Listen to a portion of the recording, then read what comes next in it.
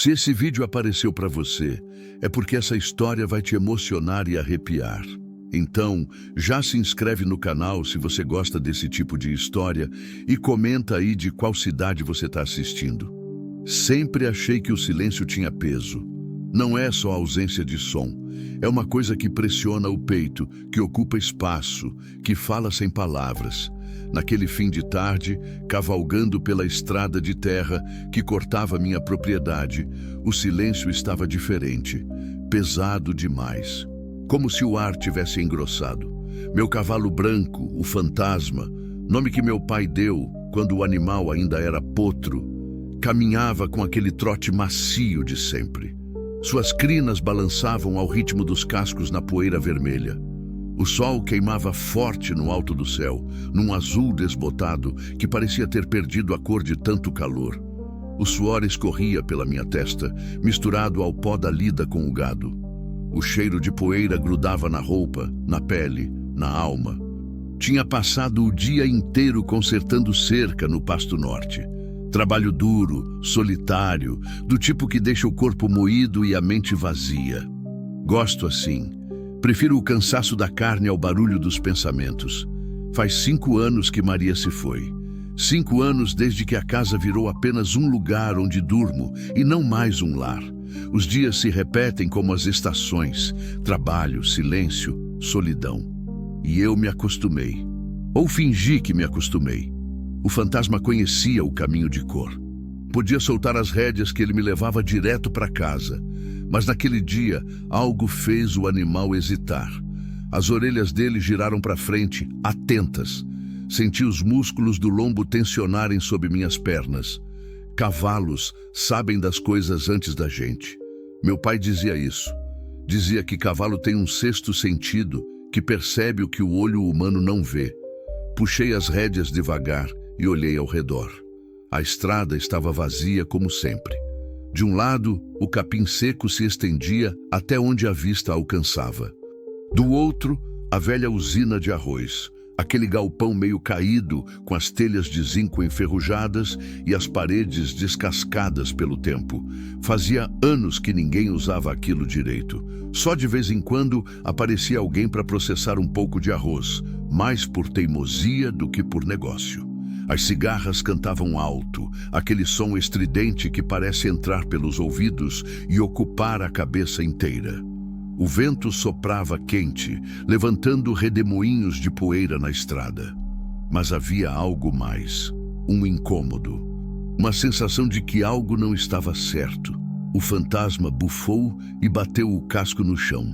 Acariciei seu pescoço. Calma, velho. O que foi? Olhei de novo na direção da usina. As portas estavam abertas, balançando de leve com o vento. Sombras se moviam lá dentro. Podia ser só o sol descendo, criando ilusões. Podia ser nada, mas não parecia nada. Senti um aperto no peito. Não era medo, era outra coisa. Uma espécie de pressentimento, como se uma mão invisível tivesse me empurrado naquela direção. Como se eu não devesse seguir em frente sem antes olhar. Como se Deus tivesse colocado um obstáculo no meu caminho. Puxei as rédeas de novo e o fantasma virou a cabeça na direção da usina. Ele não queria ir, relutava. Mas ouviu meu comando e começou a caminhar devagar, passo a passo, pelo desvio de terra que levava até o galpão. O cheiro de arroz velho e mofo chegou até mim antes mesmo de entrar. Era um cheiro de umidade, de coisa guardada há tempo demais. As madeiras do piso rangiam sob o peso dos sacos empilhados. Luz fraca entrava pelas frestas do telhado, cortando o ar empoeirado em feixes dourados. E foi então que eu vi. No fundo do galpão, entre os sacos de arroz amontoados, uma figura pequena se movia. Ou tentava se mover. Parecia uma sombra curvada, lutando contra um peso invisível. Desci do cavalo. O som dos meus passos ecoou pelo silêncio do lugar. A figura parou. Se virou devagar. Era uma jovem. Não devia ter mais que 20 anos. Magra demais. O rosto pálido, quase cinza, coberto de suor e poeira branca. os olhos grandes, assustados, marejados, e nas mãos trêmulas ela segurava as pontas de um saco de arroz. Um saco enorme, maior que ela. Ela tentou erguer, as pernas falharam. O saco caiu no chão com um som seco, levantando uma nuvem de pó. Ela cambaleou, segurou na pilha ao lado para não cair. Respirava com dificuldade, ofegante, como um animal acuado. Parei onde estava. Não queria assustá-la mais. Mas ela já estava assustada. Tentou esconder o rosto, virou de lado, como se quisesse desaparecer entre os sacos. E então começou a chorar. Um choro baixo, sufocado, cheio de vergonha e desespero. Moça, comecei, mas minha voz saiu mais áspera do que pretendia. Ela se encolheu ainda mais. Respirei fundo, abaixei o tom. Moça, o que você está fazendo aqui? Silêncio. Só o som do choro dela e das cigarras lá fora. Dei mais um passo, devagar, como faria com um animal ferido. Você está bem? Ela balançou a cabeça. Não, não estava bem. Foi quando percebi o sangue. Uma mancha escura na barra da saia dela. E as mãos. As mãos tremiam tanto que pareciam não obedecer mais ao corpo. As unhas estavam sujas, quebradas. Os braços finos demais, marcados por hematomas. E foi então que entendi. Ela era uma mãe recém-parida, ainda em resguardo, e estava ali, sozinha, tentando carregar sacos de arroz. A raiva subiu pelo meu peito como uma onda quente. Não raiva dela. Raiva do mundo. Raiva de quem deixa isso acontecer. Raiva de quem explora. Raiva da miséria que obriga uma mulher a se matar por um punhado de trocados. Olhei ao redor. Ninguém, nenhum patrão, nenhum encarregado, nenhuma máquina ligada, nenhum som de vida. Só ela, só o silêncio e aquele calor infernal que tornava tudo pior. Abaixei-me lentamente e peguei o saco de arroz. Ergui sem esforço e empurrei para o canto, longe dela. Você não vai carregar mais nada, disse, firme. Ela ergueu os olhos para mim, olhos molhados, cheios de medo e surpresa. Mas o patrão que se vire. Ele disse que ia pagar amanhã. Se eu ajudasse, mãe em resguardo não carrega peso. Mãe em resguardo descansa. Isso é lei. Lei da natureza, se não for dos homens. Ela começou a chorar mais forte. Soluços que sacudiam o corpo inteiro. Eu preciso do dinheiro. Meu filho, ele está com fome. Preciso comprar leite. A voz dela era fraca, quebrada, desesperada. Senti algo se partir dentro de mim. Tirei meu casaco, um colete velho de couro que uso contra o vento, e coloquei sobre os ombros dela. Ela tremeu ao sentir o peso, como se não estivesse acostumada com gentileza. Vem, disse, oferecendo a mão. Ela hesitou. Olhou para minha mão como se fosse uma armadilha. Não vou te machucar. Vou te levar para casa. Para minha casa. Você precisa descansar. Mas eu não posso. O patrão vai se zangar. Quem devia sentir vergonha é quem explora. Peguei na mão dela. Estava gelada apesar do calor. Ajudei ela a se levantar. As pernas mal a sustentavam. Caminhamos devagar até o fantasma. Nunca subi num cavalo, ela murmurou. Eu te ajudo. Coloquei ela na cela com cuidado, como se fosse de vidro. Ela se agarrou nas crinas do fantasma, ainda trêmula. Subi atrás e segurei as rédeas. Olhei para trás uma última vez. A usina vazia, os sacos de arroz amontoados, o silêncio pesado. Então seguimos pela estrada, o vento quente secando o suor no meu rosto e o coração batendo forte. Não de cansaço, mas de indignação, de revolta e de algo mais. Algo que não sentia faz tempo. Propósito. A estrada até minha casa nunca me pareceu tão longa. O fantasma caminhava devagar, sentindo o peso dobrado e a fragilidade da moça que ia à minha frente, agarrada às crinas como quem se agarra à própria vida. Ela não falava, só tremia, um tremor fino, constante, que eu sentia através da cela. O sol começava a descer, tingindo o céu de laranja e vermelho. As sombras se esticavam pela terra, longas e escuras. O calor não diminuía. Nunca diminui nessa época do ano. Mas o vento mudava de direção, trazendo aquele cheiro de fim de tarde. Terra quente, capim seco e algo que não sei nomear. Talvez seja só o cheiro do tempo passando. Tentei não pensar muito. Tentei só me concentrar no caminho, no barulho dos cascos na terra, no balanço do cavalo. Mas os pensamentos vinham mesmo assim. Quem era aquela moça? De onde vinha? Onde estava o pai da criança? E a criança, onde estava? Com quem? Ela tinha dito que precisava comprar leite. Isso significava que o bebê não estava com ela. Estava em algum lugar, com alguém, ou sozinho. A ideia me apertou o peito. Seu filho... Comecei, mas ela se encolheu, como se esperasse um golpe. Tá com uma vizinha, disse baixinho, quase um sussurro. No povoado. Ela disse que cuidava até eu voltar. Você mora longe? Silêncio. Moça, não tô perguntando para te julgar. Só quero saber se tem alguém esperando por você. Alguém que vai se preocupar se você não voltar. Não tem ninguém. A voz dela era tão fraca que quase se perdeu no vento. Só eu e ele. Só nós dois. Não insisti. Percebi que cada palavra custava. Que falar era como abrir feridas ainda frescas. Chegamos ao portão da fazenda quando o céu já estava quase roxo. As galinhas ciscavam no terreiro. O cachorro, o trovão, um vira-lata grande e caramelo, veio correndo ao nosso encontro, latindo. Mas parou a alguns metros farejando o ar, percebendo a presença estranha. Fico quieto, só observando com a cabeça inclinada. Calma, trovão. É visita. Desci do cavalo e ajudei a moça a descer. Ela quase caiu. As pernas não respondiam direito. Segurei firme, passei o braço dela por cima do meu ombro e a conduzi até a varanda. A casa não era grande.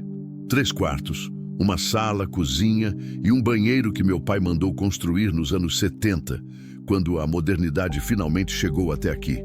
As paredes eram de adobe, grossas, mantendo o frescor mesmo nos dias mais quentes. O telhado de telha cerâmica rangia de noite com o vento. Maria sempre dizia que gostava desse som. Dizia que era como se a casa respirasse. Depois que ela se foi, o som virou só barulho. Abri a porta. O cheiro de casa fechada me recebeu. Fazia dias que não abria as janelas. Não via razão para isso. Senta aqui. Indiquei o sofá velho da sala, coberto com uma manta que Maria tinha tricotado. Ela sentou devagar, como se tivesse medo de quebrar alguma coisa. Ou de quebrar a si mesma. Acendi a lamparina a querosene. A energia elétrica aqui é instável, então sempre tenho lamparinas de reserva. A luz amarelada encheu a sala, criando sombras dançantes nas paredes. Foi então que vi direito o estado dela.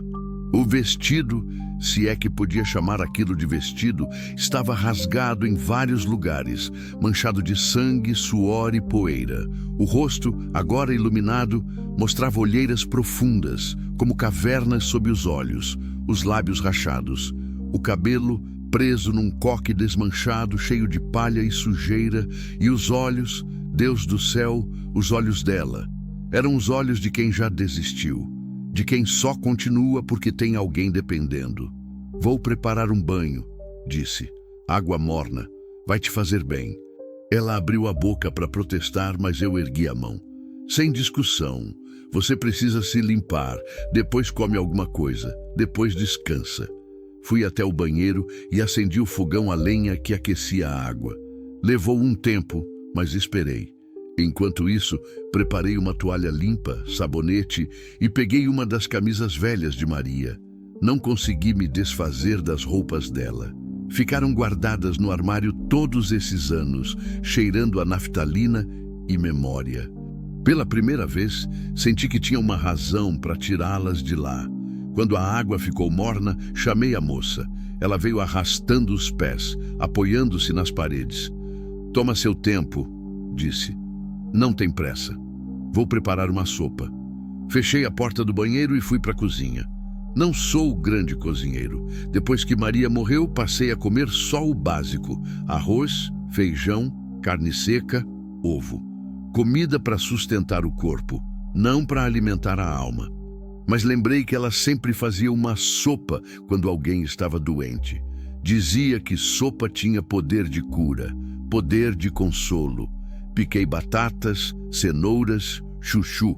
Joguei tudo numa panela com água, sal e um pouco de frango que tinha guardado.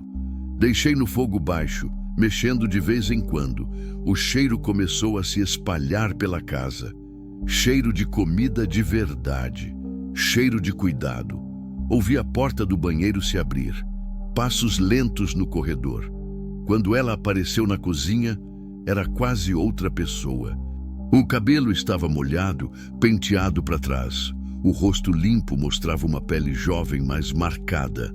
A camisa de Maria, azul clara, de botões, ficava grande nela, mas estava limpa e cheirava a sabão.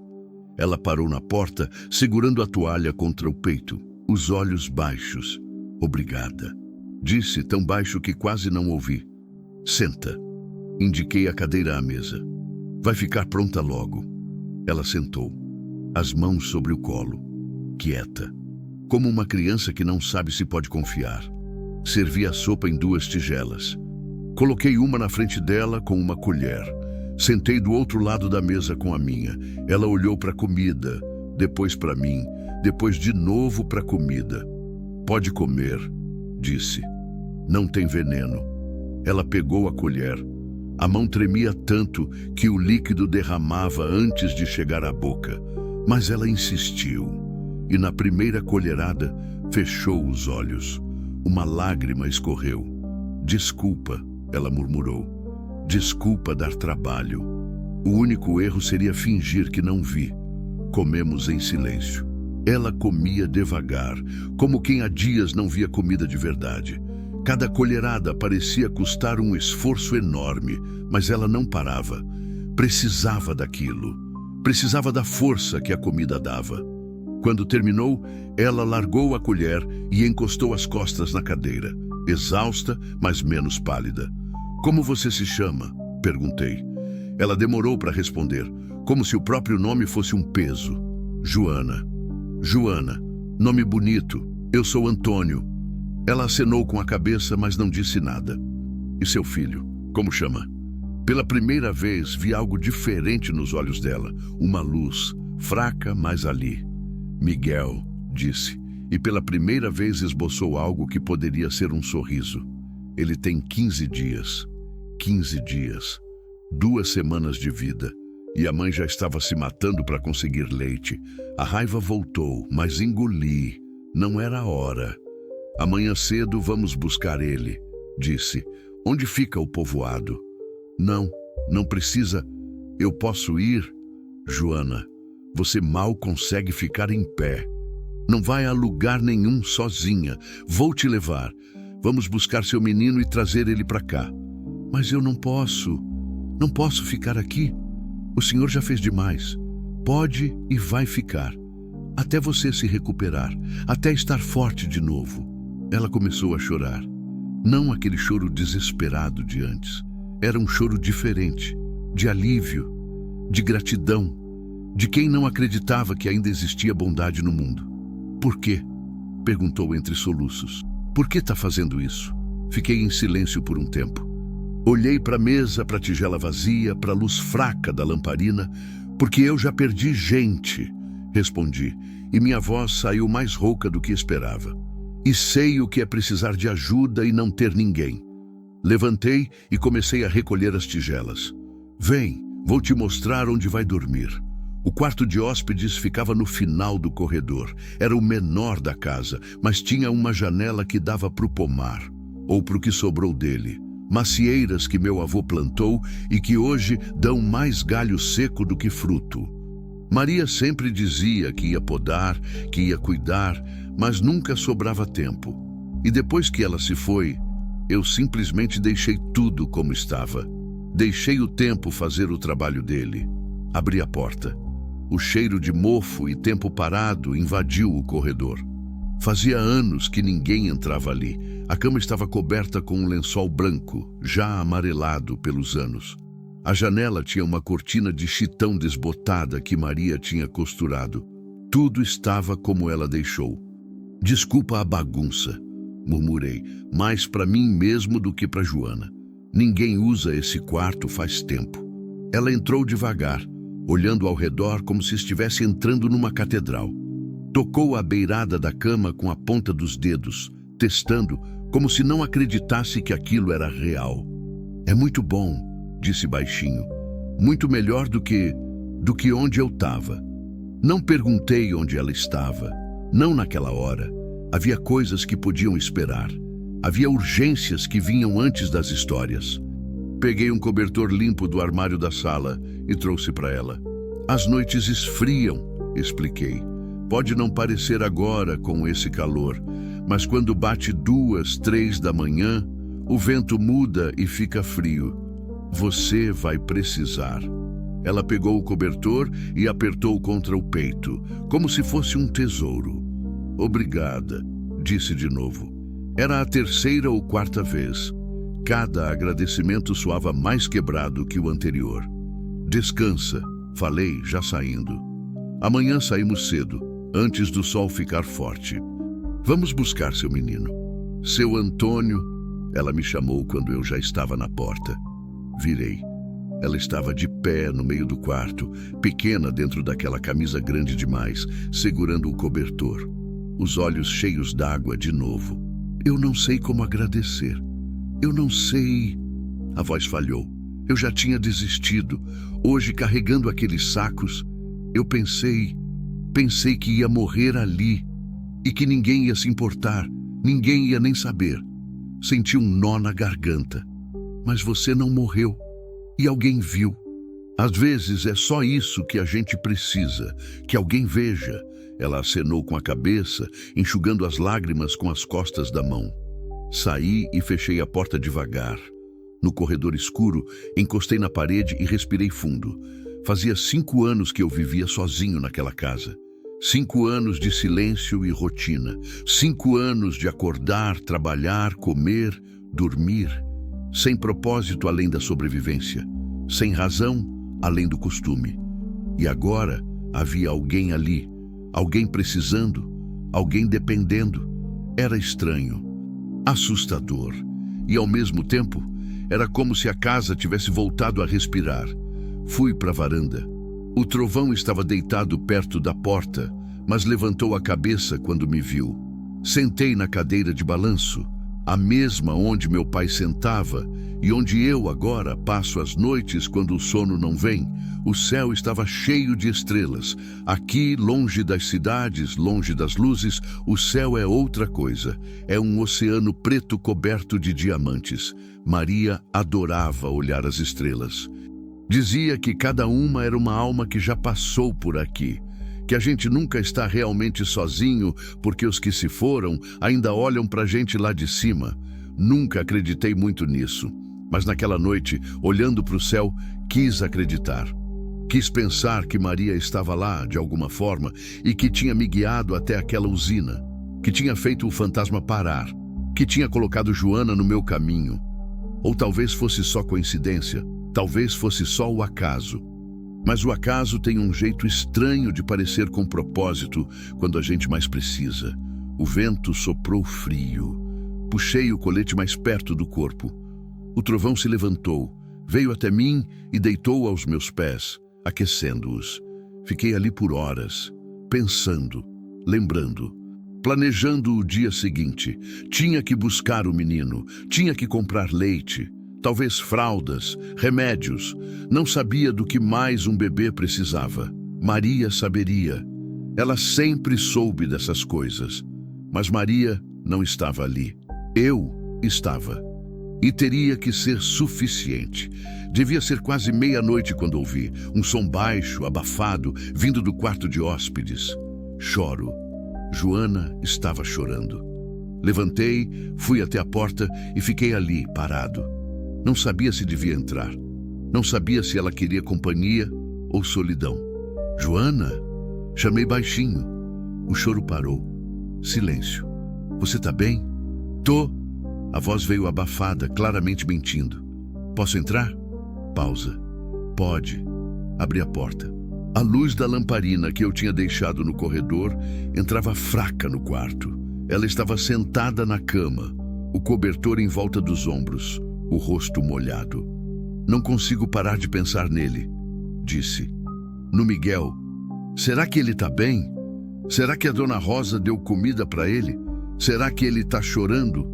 Sentei na beirada da cama, mantendo distância respeitosa. Mãe, é assim, falei. Sempre se preocupa, sempre acha que não tá fazendo o suficiente. Minha mãe era assim. Maria também. Você tinha filhos? A pergunta me pegou desprevenido. Não, respondi depois de um tempo. A gente tentou, mas não veio. E quando a gente ia tentar adotar, ela ficou doente. Sinto muito. Eu também. Ficamos em silêncio. Um silêncio diferente, não pesado, apenas compartilhado. Seu marido. Comecei, mas ela me cortou. Não tenho marido. O pai do Miguel foi embora quando soube. Disse que não era dele. Disse que eu que me virasse. A raiva voltou. Sempre voltava quando ouvia histórias assim. Tem família, pais, irmãos. Meu pai morreu quando eu era pequena. Minha mãe, ela me botou para fora quando descobriu que eu estava grávida. Disse que eu tinha trazido vergonha para casa, que não queria mais me ver. Jesus Cristo. Ela deu um riso amargo. Fiquei num barraco emprestado até o Miguel nascer. Depois a dona do barraco disse que eu tinha que pagar ou sair. Não tinha como pagar. Então a Dona Rosa, a vizinha, deixou o Miguel com ela enquanto eu tentava arrumar alguma coisa. Foi quando apareceu aquele serviço na usina. O desgraçado que te botou para carregar saco de arroz, ele disse que era só uns sacos, que era rapidinho, que ia pagar bem. Eu precisava tanto. Ela começou a chorar de novo. Dessa vez, não tentei consolá-la com palavras. Só fiquei ali. Às vezes, presença é mais que suficiente. Quando o choro acalmou, ela enxugou o rosto com a manga da camisa. Por que o mundo é assim? Perguntou, olhando para mim com aqueles olhos cansados. Por que tem gente que ajuda e gente que machuca? Não sei, respondi honestamente. Acho que cada um escolhe que tipo de pessoa quer ser, e tem gente que escolhe errado. E o senhor? Por que escolheu me ajudar? Pensei por um longo tempo antes de responder. Porque eu sei o que é perder, disse finalmente. E sei o que é não ter ninguém. E sei que se eu tivesse passado direto, se eu tivesse fingido que não vi, eu não ia conseguir dormir. Não hoje, não nunca mais. Ela acenou com a cabeça devagar. Obrigada, disse mais uma vez. De verdade. Obrigada por me ver. Levantei da cama. Tenta descansar. Amanhã vai ser um dia longo, mas um dia bom. Você vai ver seu menino. Tá. Já estava na porta quando ela falou de novo. Seu Antônio? Sim. A sua esposa. Ela era sortuda. De ter alguém como o senhor. Senti o peito apertar. E eu que era sortudo, de ter tido ela. Saí e fechei a porta. No corredor encostei na parede e deixei uma lágrima escorrer. Só uma. Não podia me permitir mais. Ainda tinha muito a fazer. Ainda tinha que ser forte. Voltei para a varanda. O céu continuava cheio de estrelas. O vento continuava frio. Mas algo tinha mudado. Dentro de mim, algo tinha acordado. Uma coisa que pensei que tinha morrido junto com Maria. Esperança. O galo cantou antes do sol nascer. Sempre canta. 3 vezes, como se estivesse chamando o dia para fora da noite. Abri os olhos no escuro do meu quarto e fiquei olhando para o teto de madeira, as vigas grossas que meu avô cortou e encaixou com as próprias mãos. Cada tábua ali tinha uma história. Cada nó na madeira guardava um segredo. Não tinha dormido direito, não por causa do calor ou do vento, mas porque a mente não parava. Girava e girava, planejando o dia, repassando a noite anterior, pensando em Joana, no bebê, em tudo que precisava ser feito. Levantei devagar. O corpo reclamava. Sempre reclama quando a gente passa dos 50. As articulações estalavam. As costas doíam daquela dor surda de quem passou a vida se curvando sobre a terra. Mas era uma dor familiar.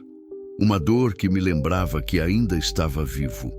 Vestia a calça de brim, a camisa xadrez já desbotada de tanto lavar, as botas gastas. Passei água no rosto na bacia que fica no quarto. Água fria que me despertou de vez. Olhei no espelho pequeno e rachado pendurado na parede. Um homem velho me olhou de volta. Barba por fazer, cabelo grisalho despenteado, rugas fundas ao redor dos olhos. Quando foi que fiquei assim? Quando foi que o tempo passou? Saí do quarto e fui até a cozinha. Lá fora ainda estava escuro, mas uma claridade azulada começava a aparecer no horizonte. A hora mais bonita do dia, Maria dizia. A hora em que o mundo ainda está decidindo que dia vai ser. Acendi o fogão a lenha. O fogo crepitou, as chamas laranjas dançando. Coloquei água para ferver para o café. Café forte, preto, sem açúcar. Do jeito que aprendi a tomar quando comecei a trabalhar com meu pai, ainda menino. Enquanto a água fervia, fui até o galinheiro. As galinhas já estavam acordadas, ciscando, cacarejando baixinho. Peguei 4 ovos ainda quentes. Teria que fazer um café da manhã decente. Joana precisava comer bem. Precisava de força. Voltei para a cozinha e comecei a preparar.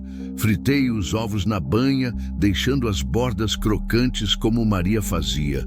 Cortei fatias grossas de pão caseiro que a dona Lourdes, da venda do povoado, tinha me vendido semana passada.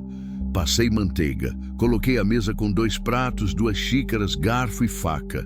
Foi estranho colocar 2 pratos. Fazia tanto tempo que eu só colocava um. O café estava pronto quando ouvi os passos no corredor. Passos lentos, cautelosos. Virei e vi Joana na porta da cozinha. Ela tinha vestido de novo o vestido que chegou, lavado, mas ainda remendado, ainda pobre. O cabelo estava preso num rabo de cavalo simples. O rosto ainda mostrava o cansaço, mas havia algo diferente. Os olhos estavam mais vivos, ainda assustados, ainda carregando dor, mas com um brilho que não tinha ontem. "Bom dia", disse ela, a voz baixa, quase tímida. "Bom dia. Dormiu bem? Melhor do que há muito tempo. Senta, vou servir o café." Ela sentou à mesa, as mãos no colo, quieta. Coloquei um prato na frente dela. Ovos fritos, pão com manteiga e uma xícara de café com leite. "Não sei se você gosta de café puro ou com leite", expliquei. "Fiz com leite. É mais suave." "Tá ótimo. Tá perfeito." Sentei do outro lado da mesa com meu prato. Começamos a comer em silêncio. Mas era um silêncio diferente do de ontem. Não era mais tenso, era quase confortável. Ela comia devagar, mas comia tudo. Cada garfada parecia ser saboreada, apreciada. Quando terminou, limpou o prato com o último pedaço de pão, aproveitando até a última gota de gema. "Obrigada pelo café", disse. "Fazia tempo que eu não comia ovos frescos. Tem mais se você quiser." Ela balançou a cabeça. "Não, obrigada. Tô cheia. De verdade." Recolhi os pratos e os levei para a pia. Lavei rápido, deixando secar no escorredor. "Vamos sair em meia hora", avisei. "Quero chegar no povoado antes do sol ficar forte demais." "O caminho é longo." "Tá bom." Ela hesitou, mordendo o lábio inferior. "Seu Antônio, o senhor tem alguma roupa que eu possa usar? Esse vestido tá meio..." Entendi. O vestido estava rasgado, manchado. Não era digno, e ela queria estar apresentável quando fosse buscar o filho. "Deixa eu ver o que tem." Fui até o quarto de Maria. Abri o guarda-roupa devagar, como se estivesse abrindo um túmulo. O cheiro de naftalina e memória me atingiu forte. As roupas dela ainda estavam ali. Vestidos, saias, blusas. Tudo cuidadosamente dobrado e guardado. Peguei um vestido simples, de algodão azul claro, com flores pequenas. Era um dos que Maria mais gostava. Dizia que era fresco e confortável. Levei até Joana. Era da minha esposa. Expliquei. Acho que vai servir. Você é mais ou menos do tamanho dela.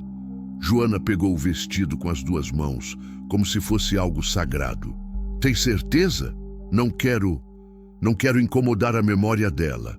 Ela ia gostar, disse, e era verdade. Maria sempre dizia que as coisas eram feitas para serem usadas, não para ficarem guardadas juntando pó. Ela ia querer que você usasse. Joana abraçou o vestido contra o peito e sorriu. Um sorriso pequeno, tímido, mas real. Vou trocar, então. Enquanto ela se arrumava, fui preparar o fantasma. Escovei o pelo branco dele, limpei os cascos, ajeitei a sela. O cavalo bufou, contente. Gostava da atenção. Hoje vai ser um dia importante, velho, disse para ele, passando a mão pelo pescoço. Vamos buscar um bebê. Você precisa andar com cuidado. O fantasma balançou a cabeça, como se tivesse entendido. Joana saiu da casa 20 minutos depois. O vestido de Maria ficava perfeito nela. Um pouco largo na cintura, mas nada que incomodasse. Ela tinha penteado o cabelo com mais cuidado, preso com um elástico simples. E no rosto, pela primeira vez, havia uma espécie de luz. Antecipação, esperança. Tô pronta, anunciou. Ajudei ela a subir no fantasma. Dessa vez, ela não tremeu tanto. Subi atrás, peguei as rédeas e saímos. O sol estava começando a aparecer no horizonte, uma bola de fogo laranja que subia devagar, pintando o céu de rosa e dourado. A estrada de terra se estendia à frente, vermelha e empoeirada. De cada lado, o capim seco balançava com o vento suave da manhã. Quanto tempo até o povoado? Joana perguntou. Umas 2 horas. Talvez menos se o fantasma colaborar. Cavalgamos em silêncio por um tempo. O barulho dos cascos na terra era hipnótico, ritmado, constante. As cigarras já começavam a cantar, anunciando o calor que viria. Seu Antônio, Joana disse depois de um tempo. Pode me chamar só de Antônio. Antônio, posso te perguntar uma coisa? Pode. Sua esposa, como ela morreu? A pergunta me pegou de surpresa. Não porque fosse indelicada, mas porque fazia tempo que ninguém perguntava. As pessoas do povoado sabiam, e eu não falava sobre isso. Câncer, respondi depois de um tempo. Começou no estômago. Quando descobriram, já tinha se espalhado. Os médicos disseram que não tinha muito o que fazer. Deram 6 meses. Ela durou 8. Sinto muito. Eu também. Vocês eram felizes? Pensei na pergunta. Era simples, mas a resposta era complexa. Éramos, disse finalmente. Não da forma que mostram nos filmes. Não era fogo e paixão. Era outra coisa. Era acordar todo dia e saber que tinha alguém do seu lado. Era brigar por bobagem e fazer as pazes antes de dormir. Era cuidar um do outro quando ficava doente. Era estar junto mesmo no silêncio. Deve ser bom, Joana disse baixinho. Ter alguém assim. É. E quando perde fica um buraco. Um buraco que não fecha. Você aprende a viver com ele, mas ele está sempre ali. Ela ficou quieta por um tempo. O pai do Miguel, ele não era assim, disse eventualmente. Ele era bonito, falava bonito, prometia coisas bonitas. Mas quando precisei dele, quando realmente precisei, ele sumiu, como fumaça. Tem homem que é assim, fraco, covarde, não assume as consequências dos próprios atos. Às vezes eu tenho raiva, muita raiva. Outras vezes eu só tenho pena dele, porque ele nunca vai saber. Nunca vai saber como é segurar o próprio filho, ver ele sorrir, sentir o cheiro dele. Ele perdeu isso e nem sabe o que perdeu. Você tá certa, concordei. A perda maior é dele. O sol subia cada vez mais alto. O calor começava a apertar. O fantasma mantinha o passo firme, conhecendo o caminho. Passamos por fazendas vizinhas. terras de gente que conheço desde criança, mas que raramente vejo. A vida aqui é assim, cada um na sua terra, cada um na sua lida. Depois de 1h30, comecei a reconhecer as proximidades do povoado. A estrada ficou um pouco melhor, menos buracos. Apareceram algumas casas espalhadas, casas simples de tijolo ou madeira, com quintais onde galinhas ciscavam e cachorros dormiam à sombra. É ali. Joana apontou para uma casa pequena, pintada de azul desbotado, com um portão de madeira caindo aos pedaços. Parei o fantasma na frente. Antes mesmo de descermos, a porta da casa se abriu e uma mulher apareceu. Devia ter uns 60 anos, baixinha, gordinha, com um avental manchado e o cabelo grisalho preso num coque. "Joana!" ela exclamou. "Graças a Deus, eu estava preocupada. Você não voltou ontem e eu pensei..." "Desculpa, Dona Rosa," Joana disse, descendo do cavalo com a minha ajuda.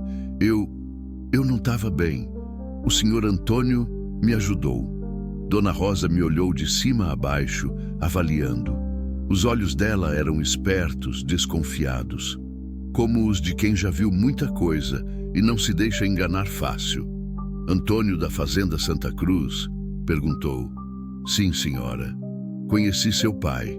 Homem bom, trabalhador. Era mesmo." Ela acenou com a cabeça, como se tivesse tomado uma decisão. "O menino está bem. Chorou um pouco de noite, mas dei água com açúcar e ele acalmou. Não tenho leite para dar, só água." "Eu vou comprar leite," Joana disse rapidamente. "Vou comprar agora. Deixa eu ver ele primeiro," interrompi. "O menino, deixa a mãe ver o filho." Dona Rosa hesitou, mas depois acenou para dentro. "Tá lá dentro, no cesto." Joana entrou correndo, quase tropeçando. Eu a segui mais devagar. A casa era pequena, mal iluminada, cheirava a comida e umidade. No canto da sala, num cesto de vime forrado com panos, estava o bebê. Miguel.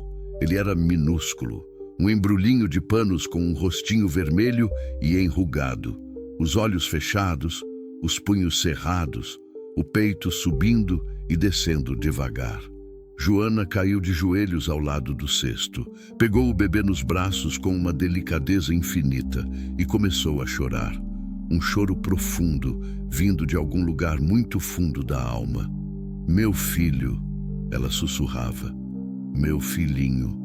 Mamãe tá aqui." Mamãe voltou. O bebê se mexeu, fez um barulhinho pequeno, mas não acordou. Fiquei ali parado, olhando aquela cena e senti algo se partir dentro de mim. Não era dor, era outra coisa. Era como ver sentido, como ver propósito, como entender por que eu tinha passado por aquela usina ontem. Dona Rosa veio ficar do meu lado. "Ela é nova demais para tanta dor," disse baixinho. "É," concordei. "Você vai cuidar dela?" "Vou." "E do menino?" "Dele também." Ela me olhou de novo, aqueles olhos espertos me estudando. "Por quê?" "Porque preciso," respondi simplesmente. Ela acenou devagar. "Seu pai ficaria orgulhoso." Não respondi, não sabia o que dizer. Joana ficou ali por longos minutos, segurando o filho, sussurrando coisas que não conseguia ouvir. Quando finalmente se levantou, o rosto estava molhado de lágrimas, mas havia um sorriso ali. Um sorriso verdadeiro. "Vamos," disse ela. "Vamos para casa." Casa. Ela tinha chamado minha fazenda de casa. Saímos da casa da Dona Rosa depois de agradecer. Joana segurava Miguel contra o peito, embrulhado nos panos. Subi no fantasma e ajudei ela a subir na frente, segurando o bebê com cuidado. Ficamos assim, eu atrás, ela na frente com o filho nos braços. Mas antes de sair do povoado, parei na venda da Dona Lourdes. "Espera aqui," disse a Joana. Entrei na venda. Dona Lourdes estava atrás do balcão, organizando sacos de farinha. "Bom dia, seu Antônio," cumprimentou. "Que milagre!" 2 vezes no mesmo mês. "Bom dia, Dona Lourdes. Preciso de algumas coisas. Comprei leite em pó, mamadeiras, fraldas de pano, sabonete neutro, pomada para assadura." Dona Lourdes ia colocando tudo num saco, mas não fazia perguntas. Aqui no interior é assim. A gente respeita o silêncio alheio. Quando fui pagar, ela olhou pela janela e viu Joana no cavalo segurando o bebê. "É a moça que estava trabalhando na usina?" perguntou. "É. Coitada. Ouvi dizer que o Zé Ferreira estava explorando ela. Disse que o homem não presta. Não presta mesmo. Você vai ajudar ela?" "Vou." Dona Lourdes sorriu, um sorriso caloroso. "Que Deus te abençoe, Antônio. Você é um homem bom, igual seu pai." Paguei e saí com o saco de compras. Amarrei na sela e montei de novo. "Pronto", disse para Joana. "Agora sim, vamos para casa." A viagem de volta foi diferente, mais leve. Joana cantarolava baixinho para o bebê, que dormia tranquilo nos braços dela. O sol estava alto agora, queimando forte, mas não me incomodava. Nada me incomodava. Quando chegamos à fazenda, o dia já estava no pino. Ajudei Joana a descer e a entrar na casa. Ela foi direto para o quarto, deitou o bebê na cama e ficou ali, olhando para ele, como se não acreditasse que estava tudo bem. Preparei a mamadeira seguindo as instruções da lata. Levei para ela. O bebê tinha acordado e começava a chorar, um chorinho fraco, de fome. Joana deu a mamadeira e ele sugou com força, como se nunca tivesse comido direito. E talvez não tivesse mesmo. Sentei na cadeira no canto do quarto, só observando. Mãe e filho, vida continuando, esperança renascendo. E pela primeira vez em 5 anos, senti que a casa não estava vazia. Estava cheia, cheia de futuro. Os dias que se seguiram foram estranhos. Estranhos de um jeito bom. De um jeito que me fazia acordar de manhã com algo além da rotina esperando por mim. A casa tinha mudado. Não fisicamente. As paredes continuavam as mesmas, os móveis no mesmo lugar, o rangido do assoalho nos mesmos pontos de sempre. Mas havia sons novos, o choro do bebê, a voz suave de Joana cantando cantigas de ninar, o barulho de passos leves no corredor, risos baixos, sussurros, vida. A casa tinha voltado a ter vida. Joana se recuperava aos poucos. No 3º dia, ela já conseguia andar sem cambalear. No 4º, o rosto tinha recuperado um pouco de cor. No 5º, ela insistiu em ajudar com as tarefas domésticas, mesmo eu dizendo que não precisava. "Não posso ficar parada", disse, lavando louça na pia, enquanto Miguel dormia no cesto que eu tinha trazido para a cozinha. "Preciso fazer alguma coisa. Preciso me sentir útil." Entendi. Não era sobre obrigação. Era sobre dignidade. Sobre não se sentir um fardo. Então deixei. Deixei ela lavar a louça, varrer a casa, estender a roupa no varal. Mas ficava de olho. Pronto para intervir se ela fizesse força demais, se tentasse carregar peso, se mostrasse sinais de cansaço. "Você é pior que galinha choca", ela disse um dia rindo quando me pegou observando pela 3ª vez. "Fica rodeando, preocupado." "Galinha choca cuida dos pintinhos", respondi. "Não tem nada de errado nisso." Ela sorriu. Estava sorrindo mais. Não eram sorrisos grandes, escancarados, mas eram reais. E cada um deles iluminava a casa inteira. Miguel crescia. Em uma semana, já parecia maior. O rostinho menos enrugado, os olhinhos começando a abrir mais, a focar. Ele tinha os olhos da mãe, grandes, escuros, profundos. E quando olhava para a gente, parecia que enxergava além da superfície, como se pudesse ver a alma. Nunca tinha pegado um bebê no colo antes, nunca tinha tido a oportunidade. Mas Joana, num daqueles dias, simplesmente colocou o menino nos meus braços. "Segura", disse. "Ele precisa conhecer você." Fiquei paralisado. O bebê era tão pequeno, tão frágil. Tinha medo de quebrá-lo. "Não vai cair", Joana disse, rindo da minha cara de pavor. "Relaxa, ele sente quando a gente está tenso."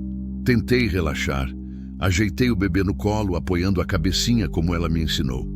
Miguel me olhou, aqueles olhinhos escuros fixos nos meus, e então fez uma coisa que me partiu e consertou ao mesmo tempo.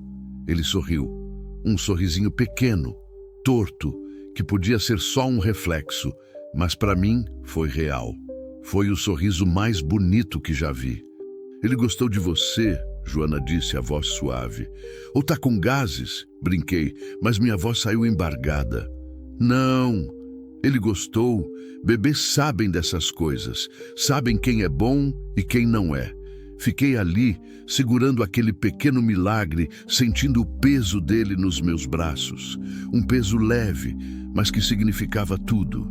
E entendi algo que nunca tinha entendido antes. Entendi por que as pessoas têm filhos, por que lutam tanto para protegê-los, por que são capazes de morrer por eles. Porque quando você olha para um bebê, você não vê só uma criança. Você vê futuro, você vê esperança, você vê a prova de que a vida continua, de que sempre há uma nova chance, um novo começo. As noites eram diferentes também. Antes, eu passava as noites na varanda, olhando o nada, deixando o tempo passar. Agora havia movimento na casa. Miguel acordava de madrugada, chorando.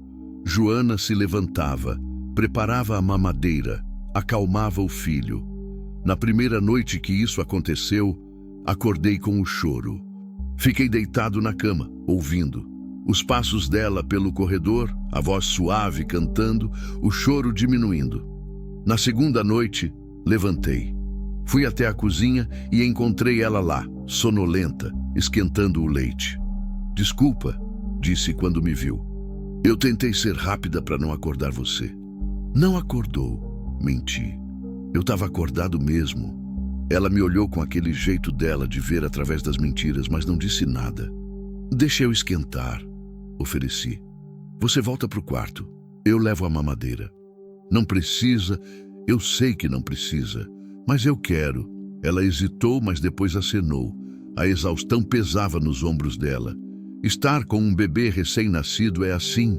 É amor puro misturado com cansaço extremo. Esquentei o leite, testei a temperatura no pulso como ela me ensinou e levei até o quarto. Joana estava sentada na cama, encostada na parede, com Miguel no colo. Entreguei a mamadeira. Obrigada, disse. De nada. Fiquei ali, encostado no batente da porta, observando enquanto ela alimentava o filho. A luz fraca da lamparina criava sombras suaves no rosto dela. Ela cantarolava baixinho, uma música que não reconheci. Talvez fosse uma cantiga que a mãe dela cantava. Ou talvez fosse algo que ela mesma inventou. Seu Antônio, ela disse, sem tirar os olhos do bebê. Antônio, só Antônio. Antônio, posso te perguntar uma coisa? Claro. Por que você nunca casou de novo?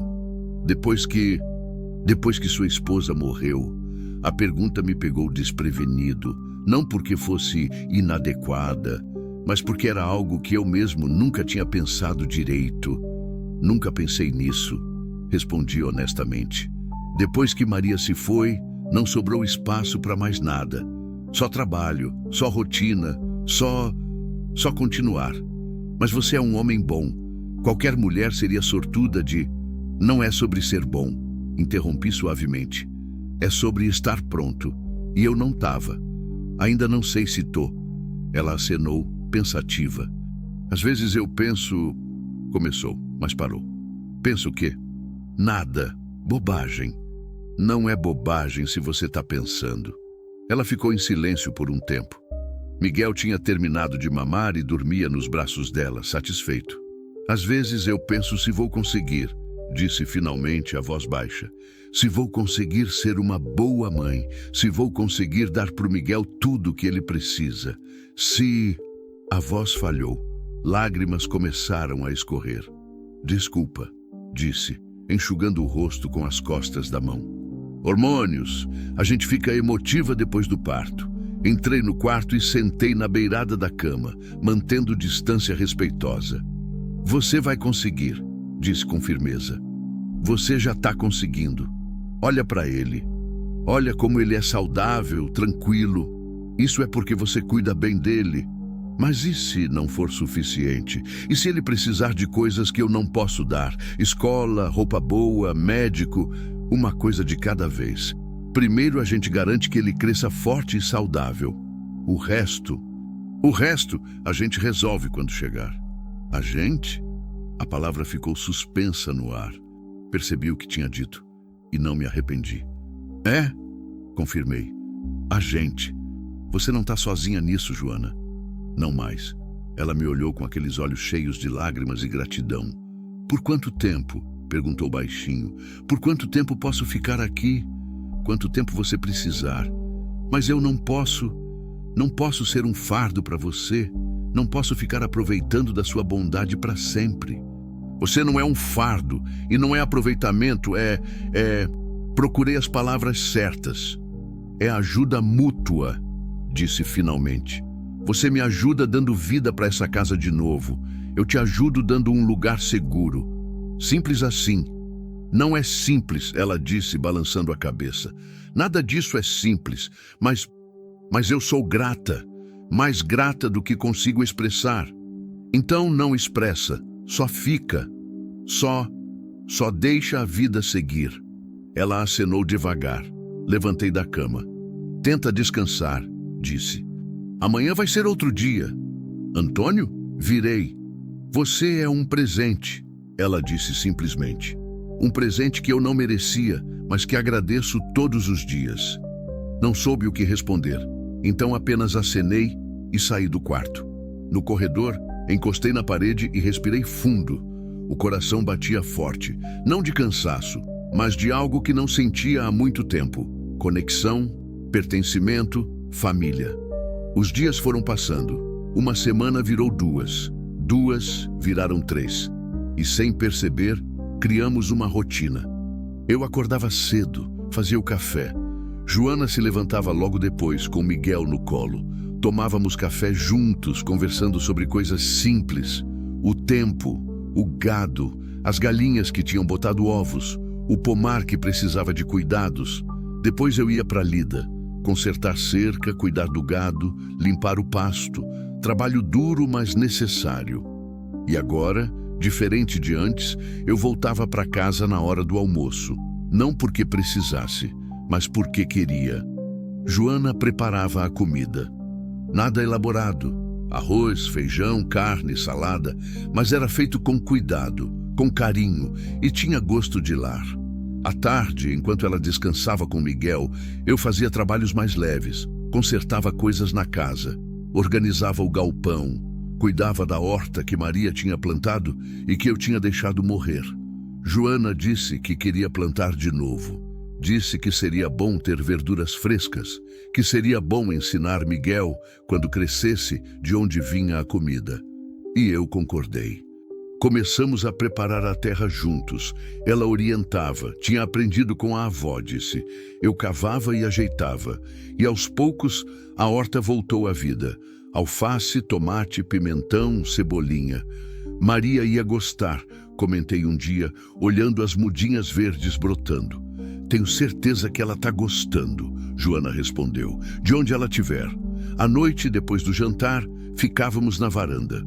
Eu na cadeira de balanço, ela na outra cadeira que eu tinha trazido da sala. Miguel dormia no colo dela, embrulhado em panos, e conversávamos sobre tudo e sobre nada. Ela me contou sobre a infância, sobre crescer numa família pobre, mas unida, sobre o pai que morreu num acidente de trabalho quando ela tinha 10 anos. Sobre a mãe que mudou depois disso, ficou dura, fechada, sobre os irmãos que se espalharam pelo país buscando vida melhor.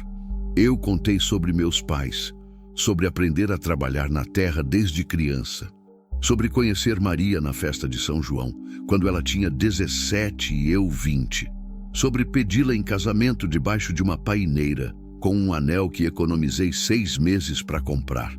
Foi feliz? Ela perguntou. Todo o tempo que vocês tiveram? Nem sempre, admiti. Teve brigas, teve desacordos, teve momentos difíceis, mas mesmo nos momentos ruins, a gente sabia que ia superar, porque a gente era um time, e times não desistem. Queria ter tido isso, ela disse baixinho. Queria ter tido alguém que me visse como time. Você vai ter, disse. Um dia, quando estiver pronta. Como eu vou saber quando estou pronta? Você vai saber. A gente sempre sabe. Ela ficou em silêncio, olhando para o céu estrelado. Às vezes eu tenho medo, confessou. Medo que tudo isso seja um sonho, que eu vá acordar e tudo vai ter sido ilusão, que eu vou estar de volta na usina, carregando sacos, sozinha. Não é sonho, garanti. É real. E você não está sozinha. Eu sei. É que é difícil acreditar em coisas boas quando você passou tanto tempo só vivendo coisas ruins. Entendi perfeitamente. Depois que Maria morreu, passei anos sem acreditar que pudesse haver algo bom de novo. Sem acreditar que a vida pudesse surpreender. E então, Joana e Miguel apareceram. E a vida surpreendeu. 3 semanas depois daquele dia na usina, algo mudou. Não algo grande, dramático, mas algo sutil, importante. Estava consertando o portão da frente, que vivia caindo da dobradiça, quando vi um carro subindo pela estrada de terra. Carro era raro por aqui. A maioria das pessoas andava a cavalo, de charrete ou a pé. Parei o trabalho e fiquei observando. O carro parou na frente da casa. Era uma caminhonete velha, vermelha, com a lataria amassada. Desceu dela um homem que reconheci imediatamente. Padre Miguel, o padre que servia às comunidades rurais da região. Um homem já velho, de cabelos brancos e olhos gentis.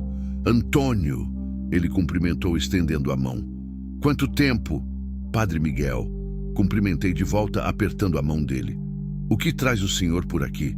Ouvi dizer que você está abrigando uma moça e um bebê, disse diretamente. O padre nunca foi de rodeios. Ouvi dizer certo. Vim ver se precisam de alguma coisa. A comunidade quer ajudar. Fiquei surpreso. Não tinha contado para ninguém sobre Joana e Miguel. Mas no interior, notícias viajam. Dona Lourdes deve ter comentado. E o comentário se espalhou. Não estamos precisando de nada, disse. Mas agradeço a preocupação. Posso ver a moça e o bebê? Só para ter certeza que estão bem? Hesitei, mas depois acenei. Claro, vem. Levei o padre até a casa. Joana estava na sala, costurando uma fralda rasgada. Miguel dormia no cesto ao lado dela.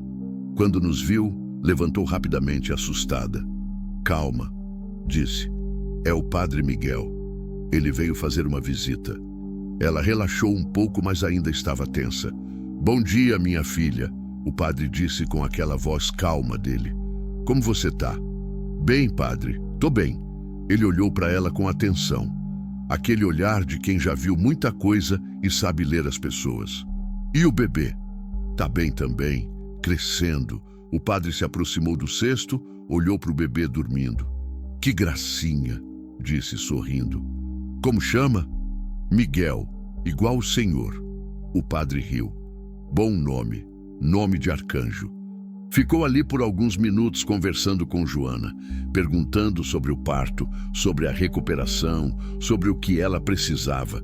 E então, antes de ir embora, virou para mim. Posso falar com você lá fora? Claro. Saímos para a varanda. O padre ficou olhando para o horizonte por um tempo antes de falar.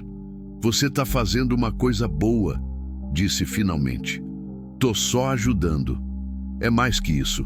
Você está salvando vidas. A dela e a do bebê. Qualquer um faria o mesmo. Você e eu sabemos que não é verdade. Muita gente passa direto. Muita gente finge que não vê. Você parou, você ajudou. Não respondi. Mas eu preciso te avisar, continuou. As pessoas vão falar. Já estão falando. Uma moça jovem morando com um homem sozinho. Você sabe como é. Deixa falarem, disse com firmeza. Eu sei a verdade. Ela sabe. Deus sabe. O resto não importa. O padre sorriu.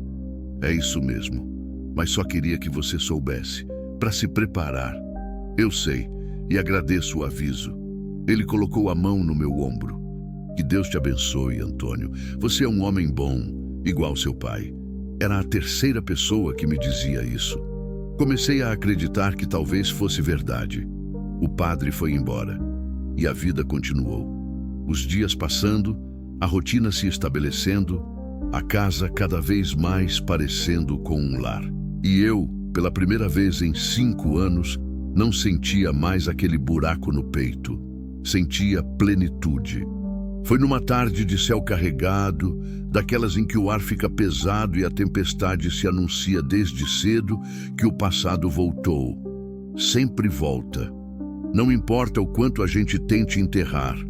Não importa quantas camadas de terra joguemos por cima. O passado tem raízes profundas e sempre encontra um caminho de volta à superfície. Eu estava no curral, marcando o gado novo. Trabalho que precisa ser feito antes da estação das chuvas, quando ouvi o trovão latir. Não era o latido de boas-vindas que ele dava quando conhecidos chegavam. Era o latido de alerta, de aviso, de ameaça. Larguei o ferro de marcar ainda quente no balde d'água e fui até a frente da casa. O que vi me fez o sangue ferver. Um homem descia de uma moto velha, barulhenta. Devia ter uns 30 anos, magro, com uma camisa regata suja e uma tatuagem no braço que não consegui distinguir direito de longe.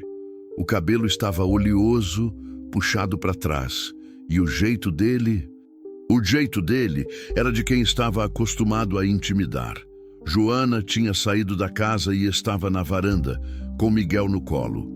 Quando viu o homem, seu rosto ficou branco, completamente branco, como se tivesse visto um fantasma, ou algo pior. "Joana!" O homem gritou, abrindo os braços num gesto exagerado de falsa alegria. "Achei que tinha morrido." Ela não respondeu.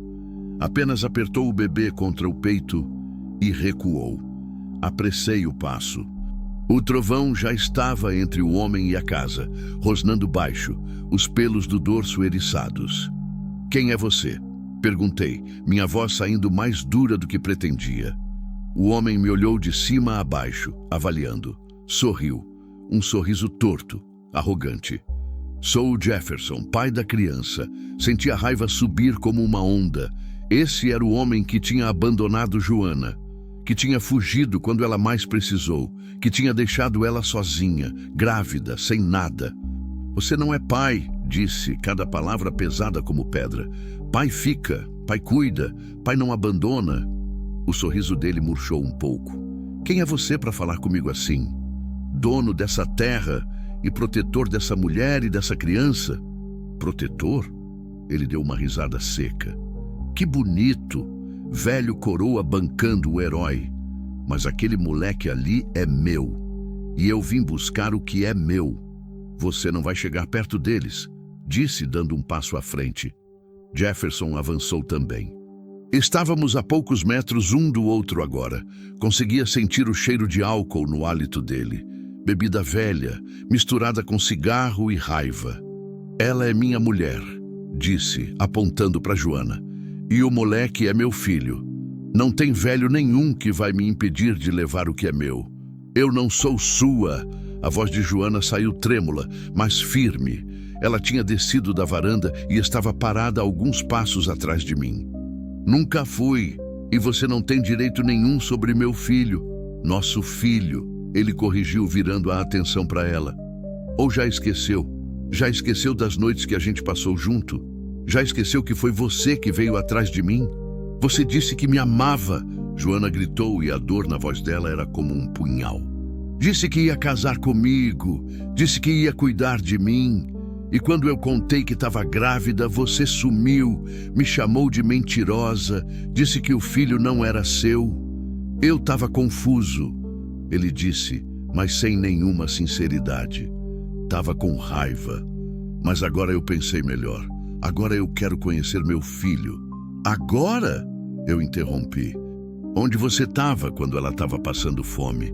Onde você estava quando ela teve que carregar saco de arroz para conseguir leite para o seu filho? Onde você estava quando ela quase morreu?" Ele me olhou com ódio. "Isso não é da sua conta, velho. É da minha conta, sim. Porque eu estava lá, eu vi. Eu peguei ela no chão, quase sem vida, tentando sobreviver. E você? Você estava onde? Bebendo? Aproveitando a vida? Você não sabe de nada.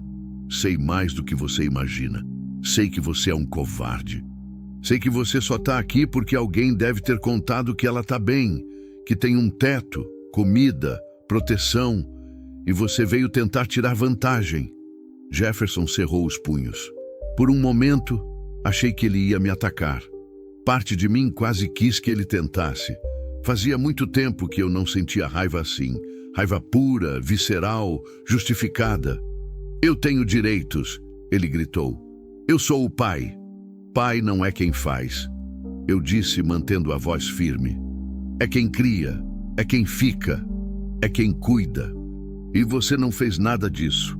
Você não pode me impedir de ver meu filho. Posso sim e vou. Sai da minha propriedade. Agora.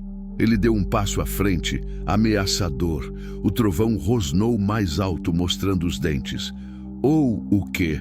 Vai me expulsar? Você e esse cachorro velho? Não vai precisar. Uma voz nova soou atrás dele. Todos viramos. 3 homens tinham aparecido na estrada. Reconheci o primeiro imediatamente. Seu Marcos, fazendeiro vizinho. Os outros 2 eram filhos dele, João e Pedro, ambos fortes, trabalhadores.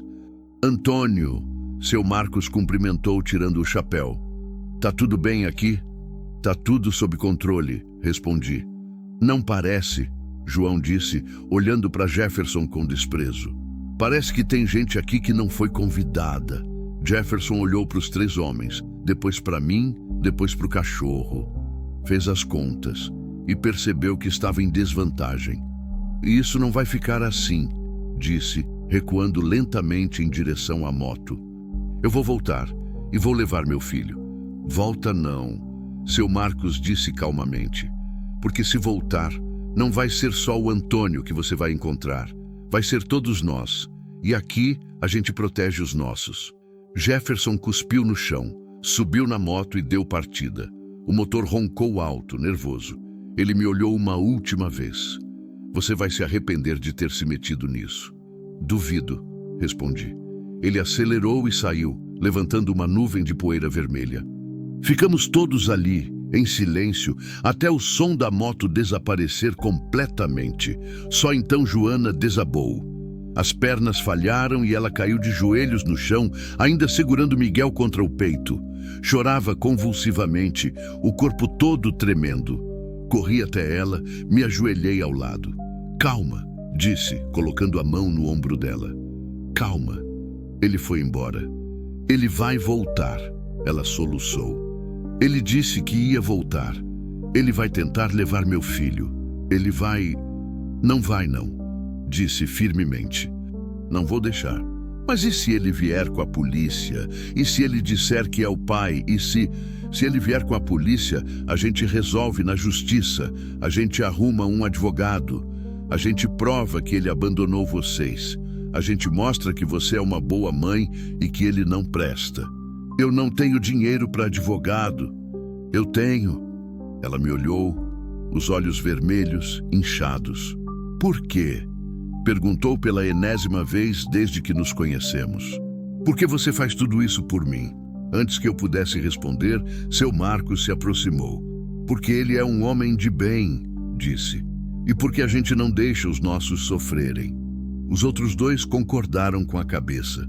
Qualquer coisa que precisar, Antônio, João disse. É só chamar.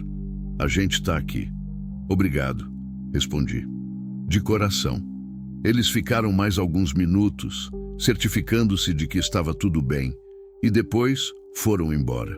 Prometi visitar em breve, agradecer direito. Ajudei Joana a se levantar e a entrar na casa. Ela estava em choque, tremendo, os olhos vazios.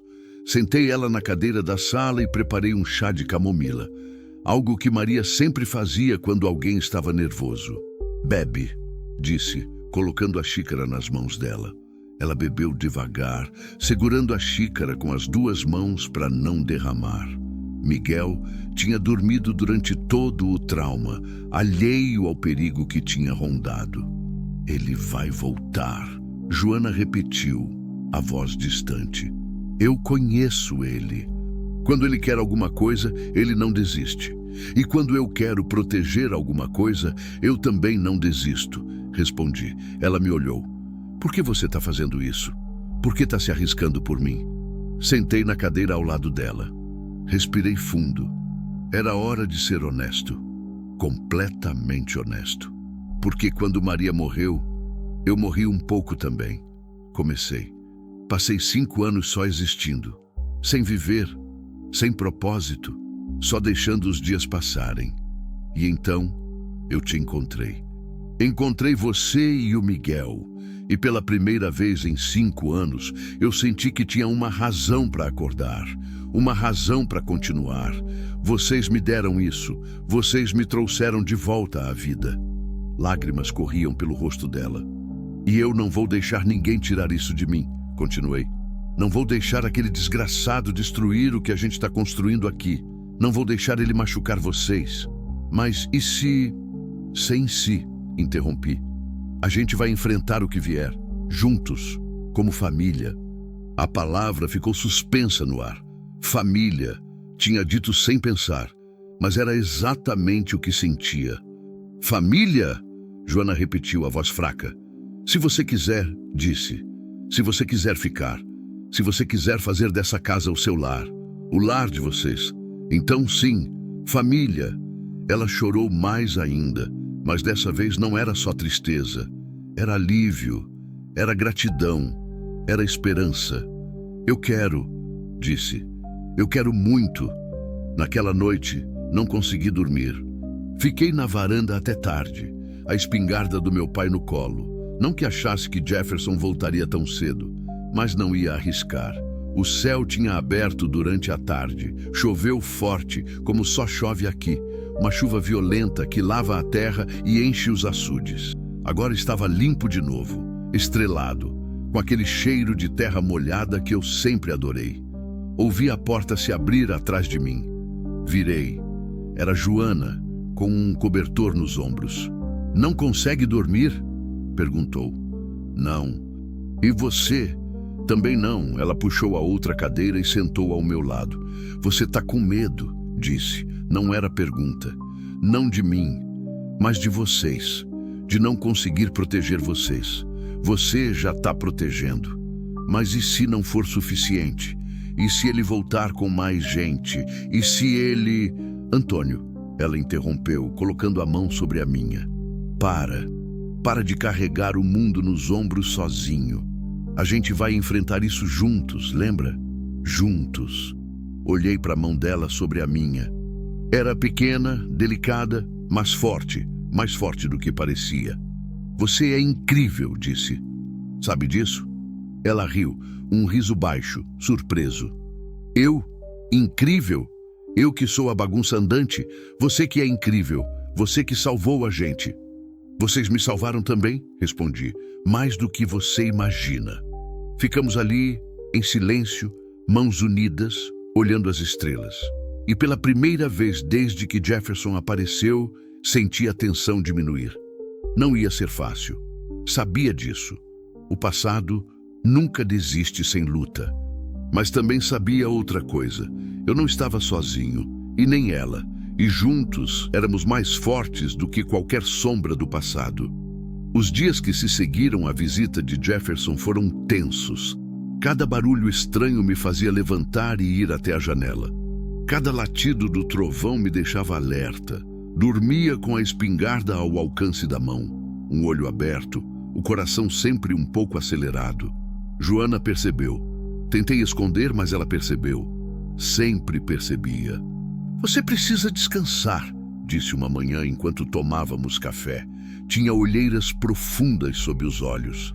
Não adianta nada você ficar doente de tanto preocupação. Eu tô bem, menti. Não tá. Você mal dormiu essa noite. Ouvi você levantando várias vezes. Só fui dar uma olhada. Rotina. Antônio, ela disse, e havia firmeza na voz dela agora. Olha para mim. Levantei os olhos. Ela me olhava com aquela intensidade dela, aquele jeito de ver através das máscaras. A gente não pode viver com medo, disse. Não pode, porque se a gente viver com medo, ele já ganhou. mesmo sem estar aqui. Eu sei, mas, sem mas, a gente tem que continuar vivendo, tem que continuar fazendo as coisas que a gente faz, cuidando da casa, do gado, da horta, do Miguel. A vida não pode parar por causa dele. Ela tinha razão. Eu sabia que tinha. Mas o medo é uma coisa difícil de controlar. Principalmente quando não é medo por você mesmo, mas por quem você ama. Amor. Era isso.